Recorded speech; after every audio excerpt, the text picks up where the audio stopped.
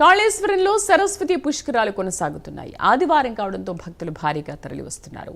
భక్తుల పుణ్యస్నానాలకు ఎలాంటి ఇబ్బందులు రాకుండా అధికారులు అన్ని ఏర్పాట్లు చేశారు. ఇవాళ పుష్పగిరి పీఠాధిపతి అభినవోద్దండ విద్యాశంకర భారతి మహాస్వామి రానున్నారని అధికారులు తెలిపారు. నిత్య హోమాల్లో భాగంగా అరుణ శ్రీపుత్ర కామేష్టి హోమం చేయనున్నారు. మన కాళేశ్వర ముక్తేశ్వర స్వామి క్షేత్రంలో కాళేశ్వరంలో మహాసరస్వతీ నది పుష్కరాలు అంగరంగ వైభవంగా మే 15వ తారీఖు మొదలుకొని 26వ తారీఖు వరకు 12 రోజుల పాటు అత్యంత వైభవంగా జరుగుతున్నాయి.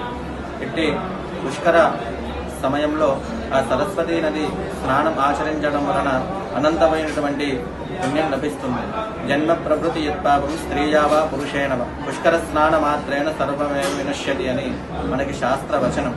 అంటే మనం ఈ సరస్వతీ నదిలో స్నానం ఆచరించడం వలన మనం పుట్టినప్పటి నుంచి తెలిసి తెలియక చేసినటువంటి పాపరాశి అంతా కూడా నశించిపోతుంది, అనంతమైనటువంటి పుణ్యం లభిస్తుంది అని చెప్పి మనకి శాస్త్రాలు చెప్తున్నాయి.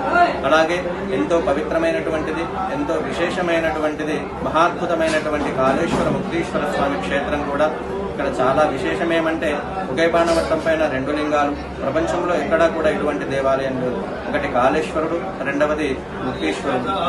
ఉగయబాణవట్టం పైన 2 లింగాలు ఉండడం ఈ క్షేత్రం యొక్క విశేషం.